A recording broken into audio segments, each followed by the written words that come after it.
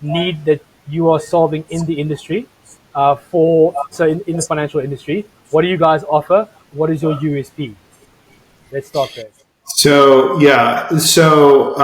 We provide fractional family office services. So Mm-hmm.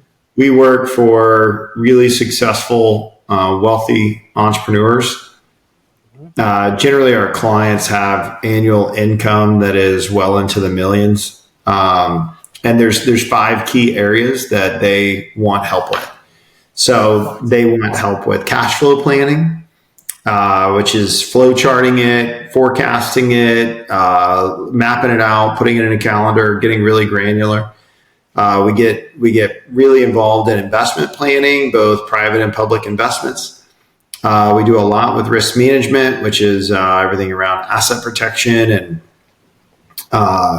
insurances and things that involve just how do we protect what you have. There's a lot of legal planning, which is everything from M&A to operating and buy-sell agreements, key personnel agreements, entity structuring, estate planning. There's a lot that happens there. And then the fifth area that a lot of people like talking to us about is tax. So how do we cut their tax bill in half? Specifically when we're talking to people in the top tax bracket. Mm-hmm. Okay. And in terms of the other businesses and other entities out there that offer the similar services, why would they use you in comparison to, let's say, I'm going to use the bad example of a bank or, a Morgan Stanley or something like that. Sure. Why would they go the route of using sort of an individual or sort of like a different setup? Yeah. In general, if you think about any national brand, big bank, big financial advisory brand, if you think of any sort of brand like that, generally those places are set up and structured and operate as a sales organization. So they have a very limited set of things that they're trying to transact.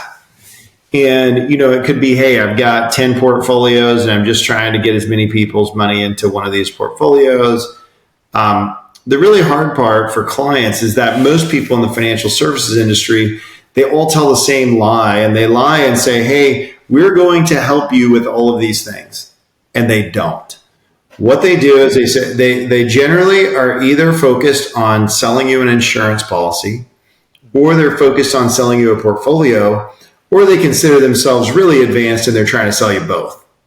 Uh-huh. And so the actual planning, the actual problem solving and critical thinking to understand a successful entrepreneur's world and really dissect it and chart out the course that they're looking for and really engineer creative solutions that cut their tax bill in half, that protect their assets, the things that we talked about, it's very time consuming, right? So at a typical national large brand, like you mentioned, an advisor is going to have 200 or maybe more clients or families. So what that means, you don't have to be a rocket scientist, just divide that into the amount of days and hours per year. And you're getting like half a day a year of somebody's attention. Okay. Yeah. So basically there's no time to actually do real work. They're just trying to sell you on their thing and plug you into their program. Okay.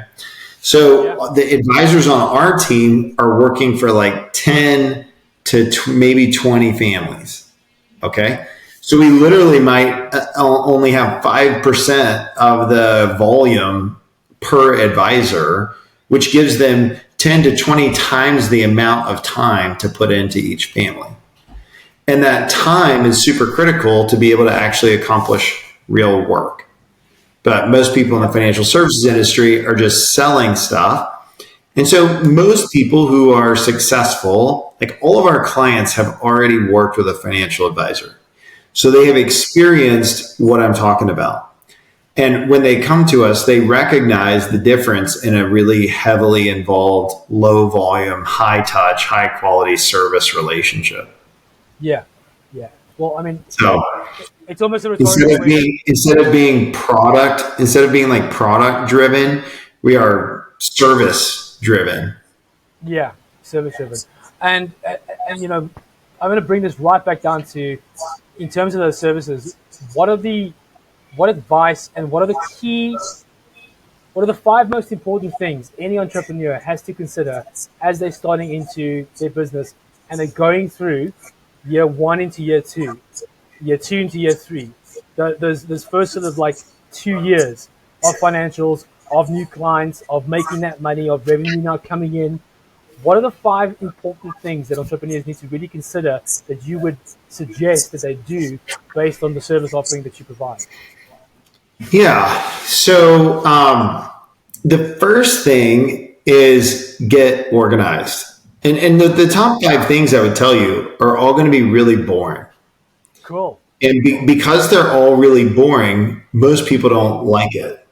Yeah. And the reason they don't like it is because most people are looking for a shortcut. Uh-huh. And like, who doesn't want to find a shortcut? Like, sure, I would love a fat loss pill that just makes me look like the cover of Men's Health. You know, sure, I would like to know which stock is going to go up 500% next year. Like, I mean, who doesn't want a shortcut? But if you talk to any really experienced, seasoned, mature, wealthy person, they're probably going to tell you that the shortcut and the real secret is put your head down and do a lot of hard work, do all the blocking and tackling for a long time and let that compound. But people don't like to get rich slowly, so they keep looking for the secret shortcut, the magic silver bullet, and it actually prevents them from progress. So the first out of the five, I would say, is be organized. Have all of your stuff super organized, be able to rattle off all your numbers, know where everything is, okay? Second thing would be keep it extremely simple. Right. Something I see a lot of times when people are getting started, they start making a few $100,000 and they're like I had some guy call me literally, I don't remember how much money he was making, 500,000-600,000. And he literally said to me, he's like, well, you know, how does Trump not pay taxes and why can't I? And I'm like, all right, well, you're talking about comparing yourself when you make $500,000 to a dude that makes like $1 billion a year or whatever. So it's like, you're not even comparing yourself to like anything. Like, this is so unrealistic. Like that you could think, hey, I make 500,000 a year and somehow somebody that makes $50 million a year, like somehow I'm going to be able to do the same things they do. Like, that's, on what planet does that even exist? That's just not how the world works, right? Yeah. Yeah. So stop looking for the shortcut. Stop trying to find like a secret magic get rich quick scheme. You're just going to waste your time and money. So get organized, map out your cash flow, keep it really simple, save your ass off, right? And realize that you're not going to get wealthy from investing. You're going to get wealthy from creating a business. Mm-hmm. I've yet to meet anyone that has become wealthy from investing. You can even say, somebody might say, well, Jeff, but didn't Warren Buffett become wealthy from investing? And I would say, no, absolutely not. He became wealthy because he started a company. That company was an investment company. And because of his ownership in the investment company and him running a successful company, his wealth grew from the ownership in the company. Right. He didn't start out with like borrowing $1 million and then parlaying it into like 100 billion. That's not what happened. Yeah. He grew a company that became insanely valuable. Okay? Yeah. People do not look at it like that. They do not look at it like that. No. So that's very interesting insight. Absolutely. And in terms of how your company is structured, what does your team look like? The advisors you've got on staff. Do you have permanent guys? Do you have remote guys? Is it widespread? Do you offer a national service? Is it local based? Is it industry based? And is it relevant where people are based? Sure. We work for people all across the United States. We have some foreign people where we deal with their United States assets, but we work all across the United States. Our team is fully remote. This is the second company. I sold my first one, and the first one I had more like office space, people coming to an office. It was much more traditional. This one is remote, and I think it's great. we get to save the money from office space. We can pour that into people. And I think when you're a service business, really you're a people business. And so the biggest investment you're going to make is in people. And I'd rather invest in people than an office space, you know? Yeah, that makes perfect sense. And in terms of those people, what are the not opportunities, but what are the sort of like the roadblocks or hindrances that you might be sort of like facing, or things that are you're not getting towards if you're focusing on like for example maybe more marketing or more outreach or more biz dev or when clients are coming in that customer sort of like service element of it. Are you looking for any of those kind of people currently? Are they all plugged in? Is that a need of yours at all, out of interest? Yeah, we need all the things that any company needs. You know, what I'm more concerned with is finding the right kind of people. Yeah. I think these days, finding people that are like, you could take really simple things that I think should just be table stakes, like reliability. Finding reliable people who will do what they say they're going to do when they say they're going to do it and do it with some level of quality. That seems like it should just be a standard table stakes in business. But that's becoming more and more rare and really hard to find, which is super frustrating. Like, if somebody that was just starting out was going to ask me, hey, how do I become successful? I would say, start by being reliable. You know, That's good like, advice. talk is cheap. And you're the only person you're fooling. If you think you're a smooth talker, the only person that you're fooling is yourself. Yeah, no, sage advice. I couldn't agree with you more. You need to show up to get the job done. You know what I mean? It makes sense. The most valuable thing that anyone has is their reputation. So what are you doing to cultivate and curate your reputation so that it's more marketable, right? Yeah, and talking about that in terms of how you are marketing the company, what are your favorite platforms? I would imagine LinkedIn would be one of them. We're very big on We don't LinkedIn. actually do much marketing. I've yet to find. Oh, really?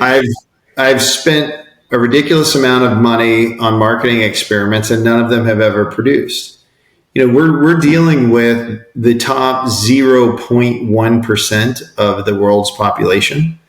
So 99.9% of humans are not a good fit for us. And so we're looking for this specific type of person. And I have yet to find a marketing service, program, company, employee, anything that can predictably and reliably produce quality leads in that market. So right now, we live and die by our reputation.